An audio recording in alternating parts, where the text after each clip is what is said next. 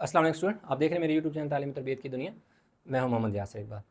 Student, हमारे पास जो exercise 1 भी है, इसका क्वेश्चन नंबर हमारे पास 3 है। तो इस एक्सरसाइज के क्वेश्चन नंबर 3 की अगर हम बात करें तो क्वेश्चन नंबर 3 में वो कह रहा है कि find largest whole number which is a factor of 42 and 98। कि एक लार्जेस्ट मतलब एक ऐसा सबसे बड़ा नंबर बताएं जो 42 और 98 दोनों पे टेबल उसका जा रहा हो। मतलब हमने एक ऐसा नंबर ढूंढना है जिसका टेबल 42 और 98 दोनों पे जाए। उस नंबर के बाद वाला कोई नंबर ऐसा नहीं होगा, वो सबसे बड़ा नंबर होगा। उसके बाद वाला कोई ऐसा नंबर नहीं होगा जिसका टेबल 42 और 98 दोनों पे जाए। ठीक हो गया। अब हमारे पास क्या है कि हमने क्या करना है, सोल्यूशन स्टार्ट करते हैं। लार्जेस्ट होल नंबर, नंबर को अपने शॉर्ट फॉर्म में लिख दिया N O, which is a factor of 42 and 98 is equal to HCF of 42 and 98। कि असल में लार्जेस्ट होल नंबर का ये मतलब है HCF, हाईएस्ट कॉमन फैक्टर हमने निकालना है। तो असल में हमने जो है 42 और 98 का HCF निकालना है। अब जैसे कि मैंने जब क्वेश्चन नंबर 1 और 2 कराया था, उसमें मैंने HCF का मेथड बताया था कि HCF कैसे निकालते हैं। देखिए, HCF हमारे पास दो तरीके से हम निकाल सकते हैं, एक डिवीजन मेथड से और एक प्राइम फैक्टराइजेशन से। अगर मेंशन हो तो फिर वो मेथड फॉलो करना है, अदरवाइज आप जो मर्जी लगा लें। मैं दोनों मेथड से यहाँ पर HCF आपको निकाल के देता हूँ। मैं मेथड नंबर 1 यूज़ करने लगूँ। पहले मेथड जो 1 है, जिसको हम कहते हैं प्राइम फैक्टराइजेशन। ठीक है, प्राइम फैक्टराइजेशन। अब प्राइम फैक्टराइजेशन जो है, उसमें मुझे प्राइम फैक्टर चाहिए होंगे किसके, दोनों नंबर के प्राइम फैक्टर्स ऑफ 42 और प्राइम फैक्टर्स ऑफ 98। ठीक है, इन दोनों के मुझे प्राइम फैक्टर चाहिए। प्राइम फैक्टर निकालने के लिए मुझे ये देखें, ऐसे में इसके फैक्टर निकालूंगा। 2 2 ज़र 4, 2 1 ज़र 2, फिर 3 7 ज़र 21 और 7 1 ज़र 7। तो मेरे पास क्या फैक्टर आ गए जी, 2 आ गया, 3 आ गया और 7 आ गया। 98 के भी मैं यहाँ फैक्टर निकाल लेता हूँ। 98 2 4 ज़र 8, 1 बचेगा, 18 2 9 ज़र, फिर 7 7 ज़र और 7 1 ज़र 7। तो यूँ मेरे पास क्या आ गया, 2 आ गया, 7 आ गया और 7 आ गया। तो यहाँ मैंने नेक्स्ट कॉमन फैक्टर का स्टेज आता है। कॉमन फैक्टर मैंने देखने हैं कौन से कॉमन फैक्टर्स। कॉमन में मेरे पास ये 2 है और ये 7 हो गए। 2 और 7 है। तो जो HCF आता है इस तरह, वो होता है कॉमन फैक्टर का प्रोडक्ट होता है। चाहे वो एक डिजिट हो सकता है तो वही होगा, अगर एक से ज़्यादा है तो उन सारों का प्रोडक्ट आ जाएगा। 2 7 ज़र 14। तो यूँ हमारे पास जो इसका पहला क्वेश्चन है वो हो गया जी, कंप्लीट हो गया। अच्छा हाँ, इसमें एक और चीज़ आपको, दूसरा मेथड भी मैंने बताना है, तो इसको मैं इधर ही रहने दूंगा। दूसरा मेथड यहाँ पर ही मैं निकाल के आपको बताता हूँ। और इसका सेकंड मेथड है HCF। ठीक है, दूसरा मेथड मैं यूज़ करने लगा, that is division method. Method number 2 की बात करूँ, दैट इज डिवीजन मेथड। उसमें वो ज़्यादा शॉर्ट है, आसान है इसकी निस्बत, लेकिन मेथड आप हमेशा दोनों आपको अच्छे आने चाहिए। क्यों, क्या पता वो कहीं मेंशन कर दे। अगर मेंशन ना करे तो फिर तो आप जो मर्जी मेथड यूज़ कर लें, लेकिन अगर किसी जगह उसने मेंशन कर दिया कि find HCF by prime factorization, तो फिर आपको ये मेथड करना पड़ेगा। अगर वो कहे find prime factorization by division method, तो फिर आपको ये मेथड फॉलो करना पड़ेगा। और अगर वो मेंशन ना करे, सिर्फ HCF फाइंड करने की बात करें, तो फिर आप जो मर्जी फाइंड कर लें। आपने क्या करना है, 42 और 98 दोनों लिख लेने ऐसे। देखिए, टेबल वो लेना है जो दोनों पे जाए, किसी एक पे ना जाए। तो 2 का टेबल दोनों पे जाता है। 2 2 ज़र 2 1 ज़र, फिर 2 4 ज़र 8, एक बचा और 2 9 ज़र 18। अब देखिए, 3 का टेबल 21 पे जाता है, लेकिन 3 का टेबल 49 पे नहीं जाता। इसलिए हम क्या करेंगे, लेंगे इसको 7 को। 7, क्योंकि 7 का टेबल 21 पे भी जाता है और 49 पे भी जाता है। 7 3 ज़र और 7 7 ज़र। अब अगर देखें तो इसके बाद अगर बात की जाए तो उसमें हमारे पास इन दोनों पे कॉमन टेबल नहीं जाता। अगर कॉमन टेबल आपका नहीं जाता तो आपका साइड वाला जो नंबर होता है ना वो आपका HCF होता है, वो आपका HCF होता है। ठीक है जी, इस तरह लिख लें ज़रा। वैसे मैंने थोड़ा स्टाइल में लिख दिया, वैसे HCF यूँ स्ट्रेट लाइन में लिख दिया है। अच्छा जी, यूँ रहा जी स्टूडेंट आपका HCF। इन दोनों को मल्टीप्लाई कर लें, 2 7 14, ये आपका HCF आ गया। आप चाहें तो ये मेथड फॉलो करें, चाहें तो ये करें। आपको जो टीचर आपका जो इंस्ट्रक्शन गिवन होगी उनको फॉलो करेंगे तो क्वेश्चन 3 यहाँ तक हो गया जी कंप्लीट। अब क्वेश्चन नंबर स्टूडेंट 4 की बात करें, कह रहे हैं the number 792 and 990 written as a product of the prime number prime factors that is 792। अब वो कह रहा है कि जो 792 है वो इक्वल है, यानी क्या है गिवन में भैया जाए 792 क्वेश्चन 4, 792 जो है वो इक्वल है 2 की पावर 3 दे दिस, 3 की पावर 2 दे दिस और 11 और 990 जो है वो उसने हमें दे दिया जी 2 दे दिया, 3 की पावर जो है वो उसने हमें 2 दे दी, 5 दे दिया और 11 दे दिया। ठीक है, hence find the greatest whole number that is divide both 792 and 990 exactly. अब आपने क्या करना है, द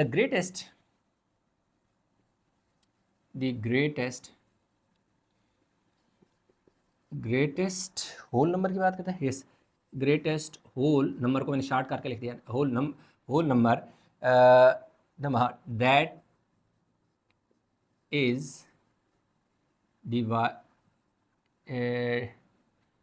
दैट विल डिवाइड, हाँ ठीक है, जो उसने लाइन लिखी है वही लिख लेते हैं, दैट विल डिवाइड बोथ कौन कौन सा 792 and 990 is equal to HCF of 792 and 990। कि भाई लार्जेस्ट जो होल नंबर की बात करता है ना, दरअसल वो HCF होता है। यानी यहाँ हमें कह रहा है कि भाई 792 और 990 का HCF निकालो।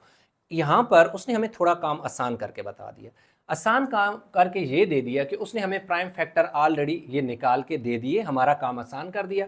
तो हम सिंपल लिखेंगे जी 792 इज इक्वल टू 2 की पावर 3 है ना, तो मैं क्या लिखूँगा, 2 को 3 बार लिखूँगा, 3 की पावर 2 है तो 3 को मैं 2 बार लिख लेता हूँ और फिर 11 लिख लेता हूँ। और 990 है, 2 एक बार है, एक बार लिख लो, 3 कितनी दफ़ा 2 बार है, तो मैं 3 को क्या करता हूँ इसके बिल्कुल नीचे लिख लेता हूँ। उसके बाद मेरे पास 11 है, 5 है और 11 है, वो लिख लेता हूँ। अब मैंने क्या निकालने, कॉमन फैक्टर्स में अगर हम देखें तो मेरे पास एक 2 है, ये वाला 3 है, ये वाला 3 है और ये मेरे पास क्या है 11 है। ठीक है, तो ये देखें, ये वाला 2, ये 2 दफ़ा 3 है और एक दफ़ा 11 है। अब मेरे पास जो HCF आएगा ना, that is the product of common factors. 2 3 ज़र 6, 6 3 ज़र 18। ठीक है, 6 3 ज़र 18 मल्टीप्लाई बाय 11, तो HCF इज़ इक्वल टू 18 को अगर 11 से मल्टीप्लाई किया जाए तो 198 आ जाएगा, 198। अब उसने हमसे ये कहा था, क्वेश्चन नंबर ये कौन सा है, क्वेश्चन नंबर 4 है ना, तो उसने क्या कहा था कि भाई हाईएस्ट कॉमन फैक्टर फाइंड, यानी कि ग्रेटेस्ट होल नंबर मतलब highest common factor, that is the HCF find करो। 198 is the highest common factor, the greatest whole number that is only मतलब 198 is the only greatest highest common factor or greatest whole number that is divisible by 792 and 990। 198 के बाद कोई number नहीं आएगा जो जिसका table दोनों 792 और 990 पे जाए, तो ये सबसे बड़ा नंबर है। इससे छोटे तो बहुत सारे आपको मिल जाएंगे जिनका टेबल एक वक्त में दोनों नंबर पे जाएगा, लेकिन 198 के अलावा कोई ऐसा नंबर आपको नहीं मिलेगा जिसका टेबल जाए। तो वीडियो को पास करके स्क्रीनशॉट ले लें। क्वेश्चन नंबर 5 की अगर हम बात करते हैं तो क्वेश्चन नंबर 5 में कह रहा है the number 176 and 342 written as product of their prime factors, that is 176 is equal to 176 is equal to 2 की पावर 4 है एंड 11 है, and 342 is equal to 2 into 3 की power 2 into 11. Hence find the smallest whole number that is divisible by both 172 and 342, 176 and 342. अब वो ये कह रहा है कि दो नंबर हमें दे रहा है, 176 एंड 342 दे रहा है, और इनके प्राइम फैक्टर भी निकाल के दे रहा है, मतलब हमें आधा काम करके दे रहा है. हमें कह रहा है कि भाई स्मॉलेस्ट होल नंबर फाइंड करें जो डिवाइड हो 176 और 342 पे. स्मॉलेस्ट होल नंबर का मतलब है हमारे पास एलसीएम. स्मॉलेस्ट होल नंबर का मतलब है एलसीएम. ठीक है, जैसे ग्रेटेस्ट होल नंबर पे बात करता था ना पिछले क्वेश्चन में, वो एचसीएफ होता था, तो इसमें एलसीएम की बात कर रहे हैं. मतलब हम एक ऐसा नंबर ढूंढेंगे जो सबसे छोटा डिजिट होगा जो 176 और 342 पे डिवाइड हो सकता है. उससे छोटा कोई डिजिट अवेलेबल नहीं होगा. उससे बड़े डिजिट बहुत सारे होंगे जिनका टेबल 176 और 342 पे जाएगा, लेकिन उस डिजिट से छोटा कोई डिजिट नहीं होगा जिसका टेबल एक वक्त में 176 और 342 पे जाए. तो इसलिए हमने लिख दिया the smallest whole number that is divisible by 176 and 342 is equal to LCM of 176 and 342. कि इस पूरी लाइन का ये मतलब है कि एलसीएम होगा किसका, 176 और 342 का एलसीएम होगा. ठीक है, तो चलें हम इसके लिख लेते हैं. 176 इक्वल टू 2 की पावर 4 है, तो मैं 2 को 4 टाइम लिखूंगा आपकी आसानी के लिए. वैसे तो एक्सपोनेंशियल फॉर्म में भी उसको सॉल्व किया जा सकता है, लेकिन मेरी कोशिश होती है कि आपको सबसे आसान से आसान काम करके बताया जाए. 3 और देन क्या आ गया 90. तो इसमें हमने क्या करना है, हमने काम करना है जी एट कॉमन फैक्टर. इसमें देखते हैं जी हमारे पास कॉमन फैक्टर कौन सा है. Common factor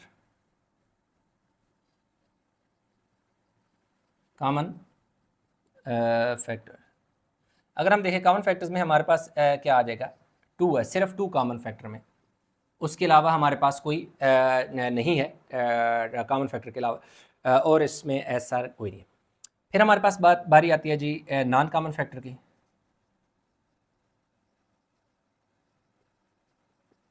non common factors में हमारे पास 2 कितनी बार है, 3 बार है, लिख लो जी. 2 3 बार है, और फिर हमारे पास 3 जो है 2 बार है, और उसके बाद 11 है और 19 है. 2 2 ज़र 4, 4 2 ज़र 8, 8 3 ज़र 24. तो यहाँ से यहाँ तक आपका आ गया जी 24. फिर देखिए 3 को 11 से मल्टीप्लाई करो, 11 3 ज़र 33, और फिर आपके पास ये 19 इसी तरह आ गया. यानी इनको पहले मल्टीप्लाई किया यहाँ तक 24, ये 3 को 11 से 33 और 19 इस तरह. अब इनको मल्टीप्लाई करते हैं हम सारों को. 24 मल्टीप्लाई बाय 33 मल्टीप्लाई बाय 19, 15048. तो ये हमारे पास कितना आ गया जी 15048. ये हो गया. कैमरे में नज़र आ रहा है, यस. मैंने कहा ये ना नीचे चले जाए ना फोकस कैमरे का, जहाँ तक हम उधर तक रहे. ये हमारे पास क्या आ गया जी नॉन कॉमन फैक्टर आ गया. तो बस एलसीएम हमारा आ गया जी. LCM is equal to common factor multiply by non common factor होता है. कॉमन फैक्टर आपके पास 2 है, नॉन कॉमन फैक्टर 15048 है. ये आई थिंक 15048 है, 15048, और नॉन कॉमन फैक्टर आपके पास 2 है. तो 15 2 ज़र 30 और 096, एक सेकंड देखते हैं. Multiply by 2, 30096. ठीक है, 30096 कैसे. फिर मैंने क्योंकि ये मल्टीप्लाई होंगे 96 होगा, 0 की वजह से आगे कुछ नहीं होगा, और 15 2 ज़र 30, तो ये आ जाएगा. ठीक है, 30096 हमारे पास इसका क्या आ गया एलसीएम आ गया. तो उसने कहा था कि भाई एलसीएम फाइंड करो, तो एलसीएम हमारे पास ये आ गया. तो the smallest whole number that is divisible by 176 and 342 is equal to, इस सारे की यही लाइन यहाँ तक, ये जो लिखी हुई है यहाँ तक लेंगे, इक्वल के बाद ये वाला 3096 लिख दें, या यहाँ पर छोड़ दें तब भी एक ही बात है, वो ज़रूरी नहीं है कि वहाँ लिखें. आपने एलसीएम मैंने मेंशन किया, हमने लिखा था कि हम एलसीएम फाइंड करेंगे, तो एलसीएम ही फाइंड करना था, तो एलसीएम हो गया. तो क्वेश्चन कह रहा है find the smallest value of n. ठीक है जी, वैल्यू करो एन की फाइंड करो, सच दैट एलसीएम कह रहे हैं कि इस तरह फाइंड करो कि such that LCM such that LCM of n such that LCM of n and 15 is 45, ठीक है, such that LCM of n and 15 is 45। अब देखें यहाँ तक ये जो क्वेश्चन है, अब वो कह रहे हैं find smallest value of n, कि हमने वैल्यू फाइंड करनी है एक n की स्मॉलेस्ट, यानी छोटी एक वैल्यू होगी, स्मॉलेस्ट वैल्यू होगी, और जब वो वैल्यू आप फाइंड कर लोगे n की वैल्यू, तो n की वैल्यू और 15 दो मिलकर क्या बनाएंगे, 45 जो है होगा LCM। LCM is 45 such that LCM, अच्छा दो दफ़ा सच दैट LCM दो दफ़ा LCM find such that LCM of n and 15 is 45। तो इसका LCM अभी जैसे हमने पढ़ा कि LCM होता क्या है, LCM होता है common factor into non common factor, हमने यही LCM पढ़ा। तो इसका मतलब वो ये कह रहा है कि भाई आपने LCM कितना आना चाहिए, 45, ये लिखा जी 45 LCM आना चाहिए। अब कह रहा है कि किस किस का आना चाहिए, कह रहा है कि एक आपके पास 15 है और दूसरा आपके पास n है, इन दोनों 15 और n के कॉमन मल्टीपल यानी कॉमन फैक्टर और नॉन कॉमन फैक्टर का जो प्रोडक्ट है ना वो 45 आना चाहिए, ठीक हो गया। अगर हम प्राइम फैक्टर लिखें किसके जी, प्राइम फैक्टर, ये तो वैसे आपको समझाने के लिए लिखा है, ठीक है, इसको मैं मिटा देता हूँ, ये ना हो कि आप भी इसी तरह लिखें। मैं क्या है कि जी प्राइम फैक्टर में लिख लेता हूँ जी, prime factors of 15 is equal to 3, 5। अगर प्राइम फैक्टर निकाले जाएं किसके, प्राइम फैक्टर्स ऑफ 45, वो क्या होगा, 3 15 ज़र और 3 5 ज़र और 5 1 ज़र, ये यानी कि हमारे पास इसके 45 के फैक्टर आ जाते हैं, सही है। अब हमने क्या करना है कि वैल्यू ऑफ n फाइंड करनी है। अब आपको मैं एक आसान सा इसका हल बताता हूँ, और वो क्या है। अब देखिए वो ये है कि हमने 15 के भी निकाल लिए और 45 के भी निकाल लिए, ये तो फैक्टर्स निकाले। अब हम अगर निकालें मल्टीपल ऑफ किसके, 45 के, तो मल्टीपल ऑफ 45 क्या आते हैं, अभी ये गौर से देखिएगा, मल्टीपल ऑफ 45 यानी कौन कौन सा टेबल 45 जाता है।